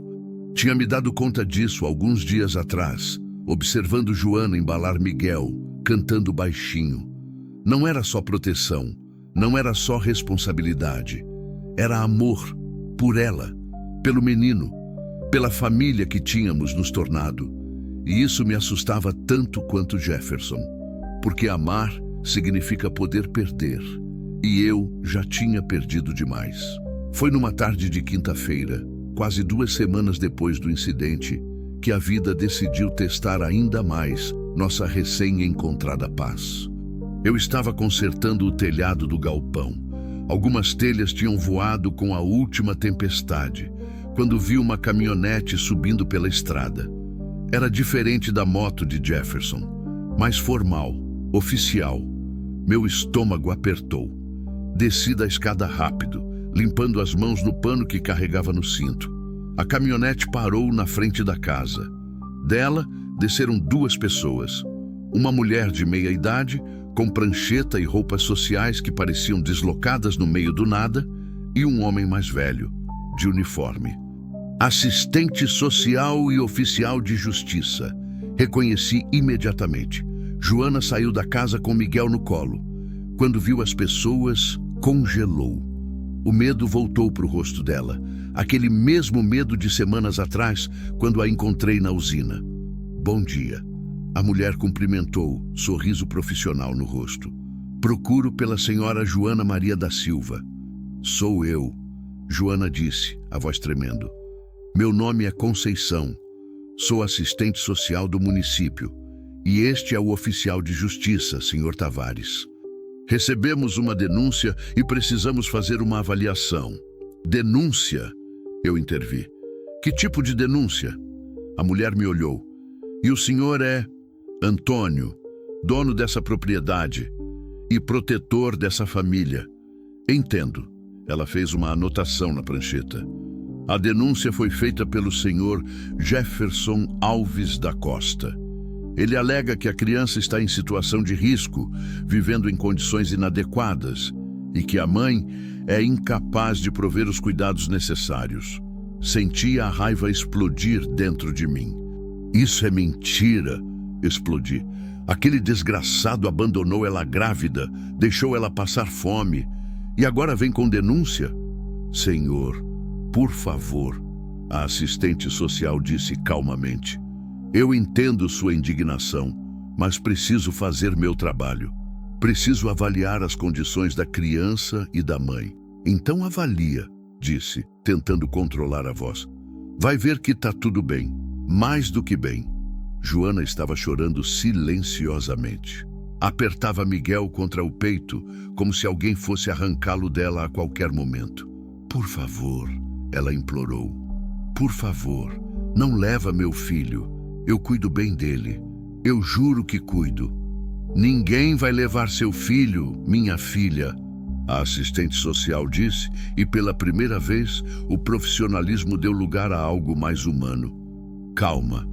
Vamos só conversar, olhar o ambiente, fazer algumas perguntas. Se tiver tudo bem, vocês não têm com o que se preocupar. Passamos a hora seguinte mostrando a casa, respondendo perguntas, sendo avaliados. A assistente social, que apesar do tom oficial parecia ser uma pessoa decente, examinou o quarto onde Joana e Miguel dormiam, viu as condições de higiene, verificou o estoque de alimentos, de fraldas, de roupas, fez perguntas sobre a rotina do bebê, como ele era alimentado, quando tomava banho, se tinha sido levado ao médico. Joana respondeu tudo, a voz ainda trêmula, mas com orgulho quando falava do filho. Ele mama de 3 em 3 horas, explicou. Dou banho todo dia, de manhã, quando o sol está mais suave. Troquei a fralda antes de vocês chegarem. Ele está crescendo bem, ganhando peso. E quanto ao acompanhamento médico? A assistente social perguntou. Foi então que percebi a falha. Não tínhamos levado Miguel ao médico, com tudo o que tinha acontecido, com o medo, com a adaptação. Simplesmente não pensamos nisso. Ainda não levamos, admiti. Mas vamos, essa semana mesmo. A mulher fez uma anotação. É importante o acompanhamento. Vacinas, pesagem, avaliação geral, o bebê precisa disso. Eu sei, Joana disse, eu ia levar, mas eu tinha medo. Medo de quê? Medo que descobrissem que eu estava sem documentos, sem registro, sem nada, e que tirassem ele de mim.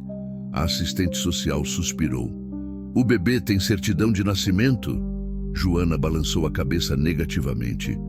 O parto foi em casa. Não fui para o hospital. Não tinha como pagar. Entendo. Mais anotações. Vamos precisar regularizar isso. O registro é direito da criança. E sem ele não existe para o Estado. Não pode ter acesso à saúde, educação, nada. Eu vou resolver isso, prometi. Vou com ela no cartório. Vamos fazer o registro. A assistente social me olhou por um longo momento. Senhor Antônio, o senhor tem algum vínculo formal com a criança?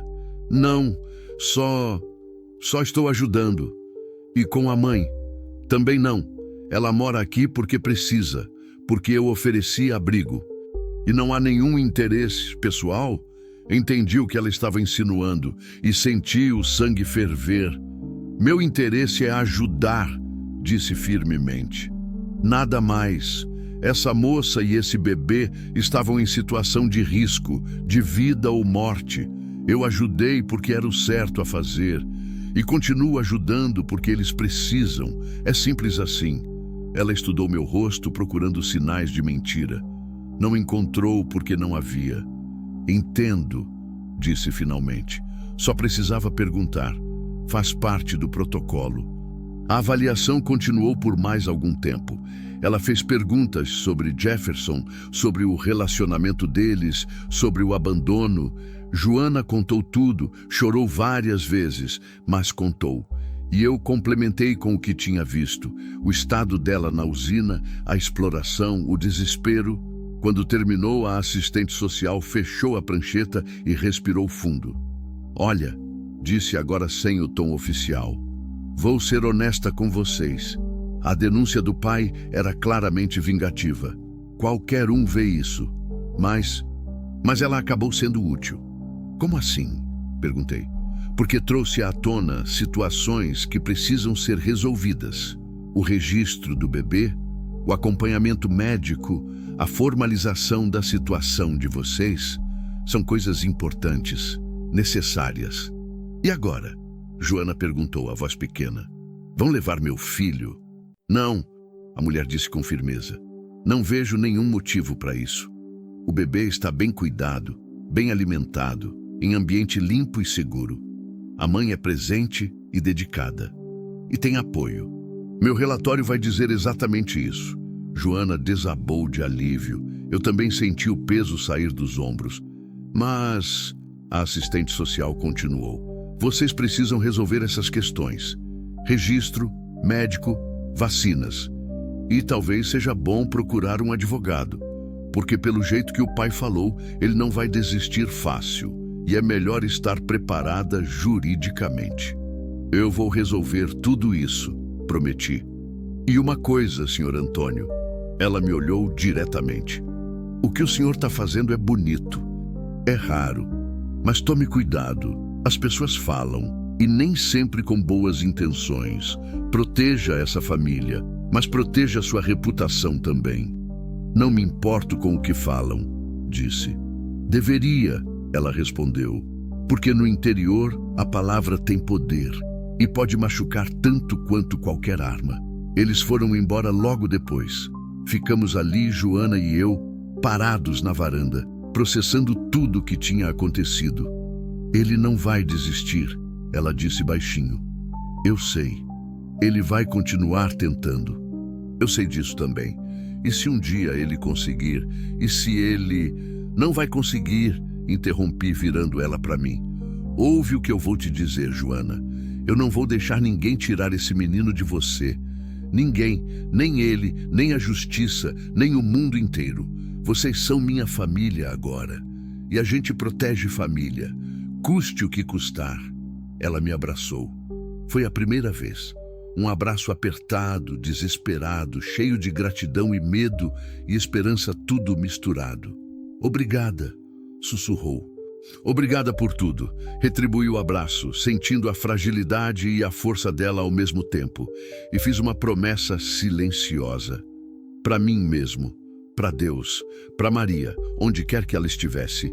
Ia cuidar deles, ia protegê-los. Não importava o que viesse.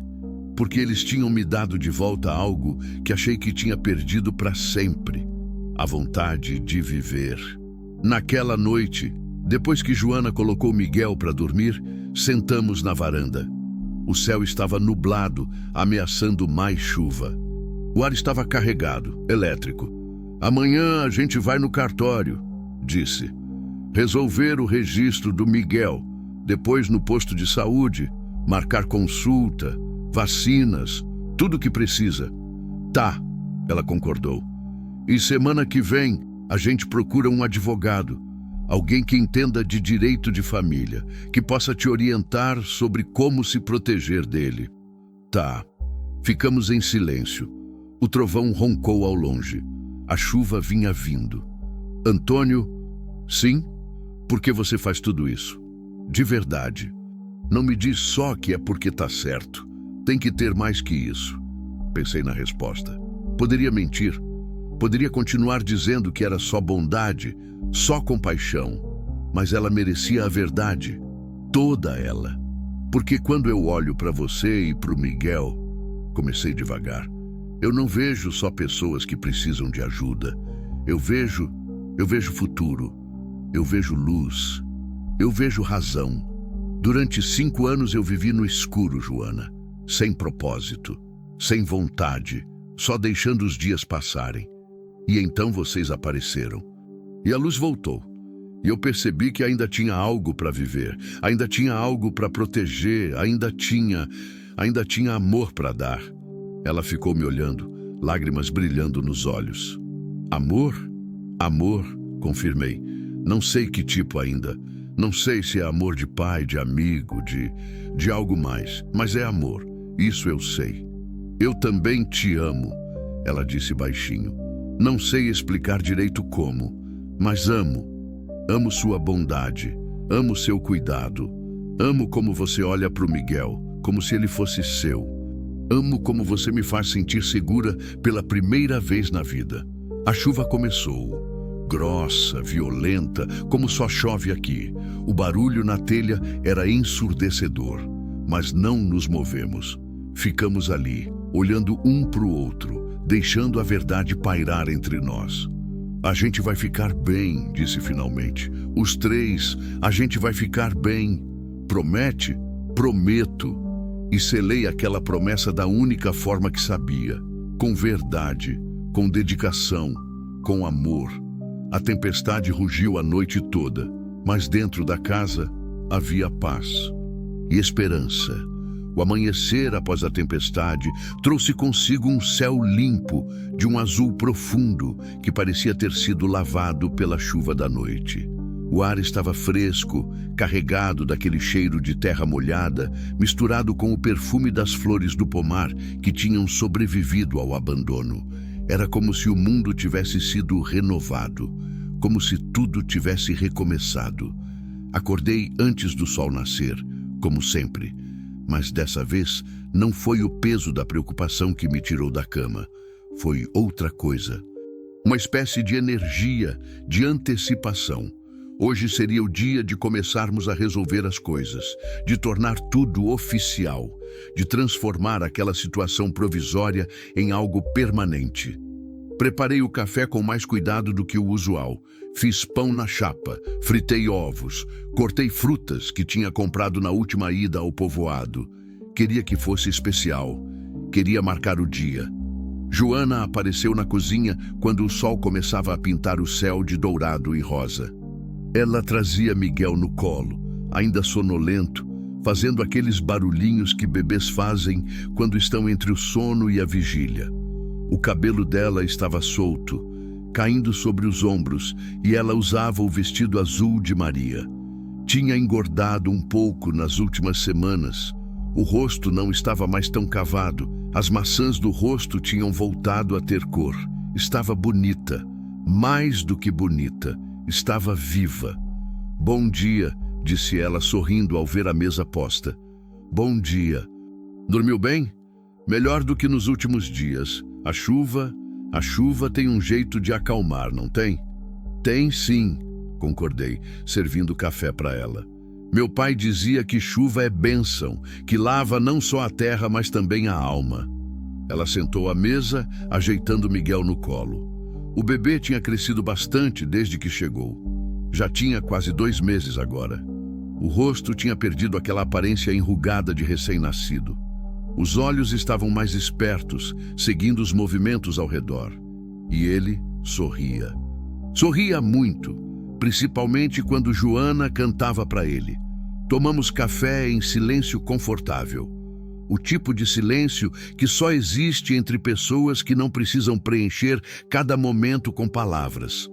O tipo de silêncio que é, em si mesmo, uma forma de comunicação. "Tá nervosa?", perguntei quando terminamos. "Um pouco", admitiu. "Nunca fui no cartório. Não sei como funciona. Não sei o que vão perguntar." "Não se preocupa. Eu vou estar com você. A gente resolve tudo junto." Ela acenou, respirando fundo. E se eles perguntarem sobre o pai? Se eles quiserem o nome dele para colocar na certidão? Era uma preocupação válida. Sabia que registrar uma criança normalmente exigia a presença, ou pelo menos o reconhecimento do pai. "A gente explica a situação", disse. "Explica que ele abandonou vocês, que não quis reconhecer. Se for preciso, a gente registra só com o nome da mãe por enquanto. O importante é o Miguel existir oficialmente. O resto a gente resolve depois." "Tá", ela concordou, mas ainda havia apreensão nos olhos. Arrumamos as coisas rapidamente. Vesti a roupa menos surrada que tinha. Uma calça de brim boa e uma camisa de botão que usava só em ocasiões especiais. Joana vestiu o vestido azul e prendeu o cabelo num coque simples, mas elegante. Embrulhou Miguel em panos limpos e cheirosos. Antes de sairmos, passei no quarto e peguei algo que tinha guardado na gaveta da cômoda. Uma caixinha pequena, de veludo gasto. Dentro dela, o anel de casamento de Maria. Ela tinha pedido para ser enterrada com a aliança, mas o anel de noivado, aquele que economizei 6 meses para comprar, tinha ficado comigo. Olhei para ele por um longo momento. O metal simples, a pedrinha pequena que na época pareceu tão grande. Lembrei do dia em que dei para ela. Lembrei do sorriso, das lágrimas de alegria, da promessa de uma vida juntos.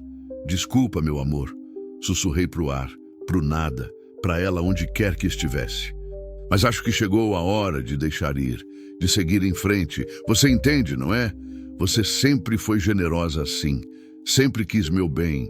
Fechei a caixinha e a guardei de volta. Não era a hora ainda. Talvez nunca fosse. Mas o gesto de olhar, de considerar, já era um passo. Um passo em direção ao futuro. Saímos de casa com o sol já alto. O fantasma estava descansado, bem alimentado, pronto para a viagem. Ajudei Joana a subir, entreguei Miguel para ela quando já estava acomodada e subi em seguida. A estrada até o povoado nunca me pareceu tão curta. Conversamos durante todo o caminho. Sobre pequenas coisas, sobre a horta que estava crescendo bem, sobre as galinhas que tinham botado ovos duplos, sobre o trovão que tinha perseguido um tatu pelo pasto inteiro. Conversas simples, cotidianas, do tipo que constroem vida. Quando chegamos ao cartório, um prédio velho de 2 andares na rua principal do povoado, já havia algumas pessoas esperando. Gente como a gente, trabalhadores, fazendeiros, donas de casa, pessoas simples cuidando de burocracias simples que mudam vidas. Pegamos a senha e esperamos. Miguel estava acordado e curioso, olhando tudo com aqueles olhos grandes. Uma senhora sentada ao nosso lado começou a conversar como pessoas do interior fazem. Que bebê lindo, disse ela sorrindo. Quantos meses? Quase 2, Joana respondeu, orgulhosa. Parece saudável, esperto. Vocês são daqui? Eu moro na Fazenda Santa Cruz, expliquei. Pra lá da serra. Ah, conheço. Seu pai era o velho Sebastião, não era? Era sim. Homem bom, Deus o tenha. E vocês? Ela olhou para mim, depois para Joana, depois para o bebê, fazendo as contas que pessoas do interior sempre fazem. Vocês são família. Interrompi antes que ela pudesse terminar a pergunta. A gente é família. A senhora sorriu. Um sorriso que podia significar muitas coisas. Aprovação, dúvida, curiosidade ou simplesmente aceitação do que tinha sido dito. Que bom, disse finalmente. Família é a coisa mais importante. O resto é detalhe. Chamaram nosso número. Entramos na sala do cartório, um espaço apertado, com prateleiras cheias de livros velhos e uma mesa onde sentava um homem de meia idade, óculos no nariz, ar cansado de quem passou a vida lidando com papelada. Bom dia, cumprimentou sem muito entusiasmo. O que precisam? Queremos registrar esse bebê, Joana disse, a voz mais firme do que eu esperava. O homem pegou uma ficha e começou a fazer perguntas. Nome completo da mãe, data de nascimento, endereço, local do parto. E então veio a inevitável. Nome do pai? Joana ficou em silêncio. Olhou para mim, olhou para o bebê, olhou de volta para o homem. O pai não reconheceu a criança, disse, e pude sentir a dor na voz dela ao admitir isso em voz alta, oficialmente. O homem suspirou. Não era a primeira vez que ouvia isso. Provavelmente nem a 100ª. Entendo. Nesse caso, o registro vai ser feito apenas com o nome materno. A senhora tem certeza? Porque depois, se o pai quiser reconhecer, vai precisar de processo judicial. Tenho certeza, Joana disse. E o senhor? O homem me olhou. Qual sua relação com a criança? Nenhuma, respondi. Oficialmente nenhuma. Mas sou responsável por eles. Cuido deles. Protejo eles. O homem estudou meu rosto por um momento. O senhor gostaria de ser padrinho? Na certidão pode constar o nome de um padrinho, caso haja. Olhei para Joana. Ela olhou para mim. E sem palavras, entendemos. Era mais um passo, mais um laço, mais uma forma de tornar aquilo real. Gostaria, disse, e assim foi feito. Joana deu todas as informações necessárias. Escolhemos o nome completo. Miguel Antônio da Silva. O Antônio por mim, ela insistiu, e eu não consegui recusar. O Silva dela. E Miguel, nome de arcanjo, nome de guerreiro. O processo levou quase 2 horas. Papelada, assinaturas, carimbos, mais papelada. Mas quando saímos dali, tínhamos nas mãos um documento. Um papel simples, mas que significava tudo. A certidão de nascimento de Miguel. Ele existia, oficialmente, legalmente. Era uma pessoa, com direitos, com futuro. Joana chorou quando segurou o papel. Chorou e riu ao mesmo tempo, aquele tipo de emoção que é grande demais para ser contida. Ele existe, disse, olhando para o documento como se fosse um tesouro. Meu filho existe. Sempre existiu, respondi. Mas agora o mundo sabe. Dali fomos direto para o posto de saúde. Era um prédio pequeno, branco, com uma cruz verde na frente. A enfermeira que nos atendeu foi gentil, eficiente. Pesou Miguel. Estava com peso bom, acima da média, inclusive. Mediu, examinou, fez perguntas sobre alimentação e sono. Esse bebê está muito bem cuidado, disse ela, sorrindo para Joana. Você está fazendo um ótimo trabalho, mãe. Joana brilhou com o elogio. Não era só validação. Era reconhecimento. Era alguém dizendo oficialmente: você é uma boa mãe. Marcamos o calendário de vacinas. A primeira seria dali a uma semana. A enfermeira nos deu um cartão de vacinação, explicou sobre cada vacina, sobre quando voltar, sobre sinais de alerta que devíamos observar. Quando saímos do posto, já era meio-dia. O sol estava a pino, o calor apertava. Mas não me importei. Não importou o suor, o cansaço, a longa viagem de volta que ainda teríamos. Porque tínhamos feito, tínhamos dado os primeiros passos para tornar aquilo oficial, para proteger Miguel, para dar a ele o que todo ser humano merece: identidade e cuidado. Paramos na venda da Dona Lourdes para comprar algumas coisas antes de voltar. Ela nos recebeu com aquele sorriso largo dela.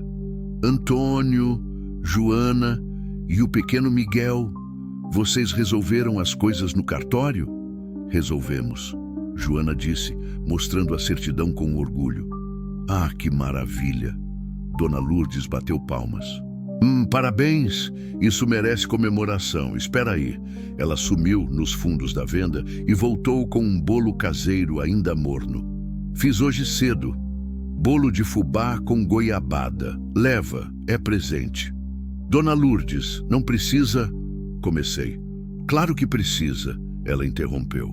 Vocês são família agora, oficialmente. Isso se comemora. Aceitamos o bolo, compramos as outras coisas que precisávamos e voltamos para casa. A viagem de volta foi tranquila. Miguel dormiu quase o tempo todo, embalado pelo movimento do cavalo. Joana ia cantarolando baixinho, mais leve, mais feliz do que eu tinha visto até então. Quando chegamos à fazenda, o sol já começava a descer. O céu estava pintado daqueles tons de laranja e rosa que só existem aqui, no interior, longe da poluição das cidades. Cuidei do fantasma enquanto Joana entrava com Miguel. Quando terminei e entrei na casa, encontrei ela na cozinha, preparando café. Tinha colocado o bolo no meio da mesa, com 2 pratos e 2 garfos. Vem, disse ela, vamos comemorar direito. Sentamos à mesa. Ela cortou 2 pedaços generosos do bolo. Serviu café para nós 2. Um brinde, disse, erguendo a xícara de café. Ao Miguel, ao futuro e a você, por tudo. Ao futuro, concordei, batendo minha xícara na dela. E a essa família estranha, mas perfeita que a gente formou. Comemos o bolo em silêncio feliz. Era doce, úmido, perfeito. Cada garfada tinha gosto de vitória, de recomeço, de vida. Quando terminamos, ficamos ali sentados, apenas existindo naquele momento. Joana segurava Miguel, que tinha acordado, e olhava para nós com aqueles olhos curiosos. E eu olhava para eles 2, para aquela cena simples, mas profunda, e sentia algo se acomodar dentro de mim. Não era mais só proteção, não era mais só responsabilidade. Era algo maior. Era amor, amor de família, amor de quem escolhe ficar mesmo quando poderia ir embora. Amor de quem constrói junto mesmo quando ninguém mandou construir. Antônio, Joana disse suavemente. Sim? Obrigada. Por tudo. Por nos encontrar. Por nos salvar. Por nos dar um lar. Vocês me deram um lar também, respondi. Essa casa estava morta. Vocês trouxeram ela de volta à vida. Trouxeram eu de volta à vida. Ela sorriu. Aquele sorriso que tinha se tornado meu favorito. Aquele sorriso que iluminava tudo. A gente vai ficar bem, não é? A gente vai, confirmei. Não vai ser fácil. Ainda tem muito pela frente. O Jefferson ainda pode causar problemas. As pessoas ainda vão falar.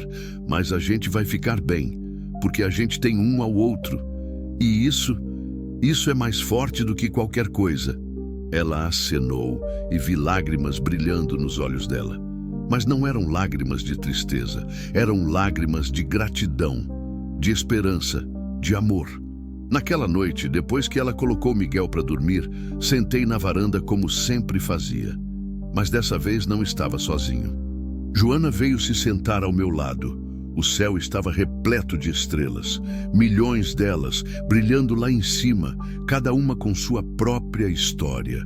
Maria costumava dizer que as estrelas eram promessas, promessas de que sempre há luz, mesmo na escuridão mais profunda. E ali, sentado naquela varanda, com Joana ao meu lado e Miguel dormindo dentro da casa, entendi o que Maria queria dizer. Tinha passado 5 anos na escuridão. 5 anos acreditando que a luz tinha se apagado para sempre. Mas estava errado. A luz não tinha se apagado, só estava esperando o momento certo para voltar. E tinha voltado. Na forma de uma jovem desesperada numa usina abandonada, na forma de um bebê que precisava ser salvo, na forma de uma família improvável, mas perfeita. Olhei para o céu e sussurrei uma última vez: obrigado, Maria, por me guiar até eles, por me mostrar que ainda vale a pena, por me dar permissão para recomeçar. O vento soprou suave, como uma resposta, como uma bênção. E pela primeira vez em 5 anos, senti paz, paz verdadeira. A paz de quem sabe que está exatamente onde deveria estar, com quem deveria estar, fazendo o que deveria fazer, vivendo, amando, recomeçando.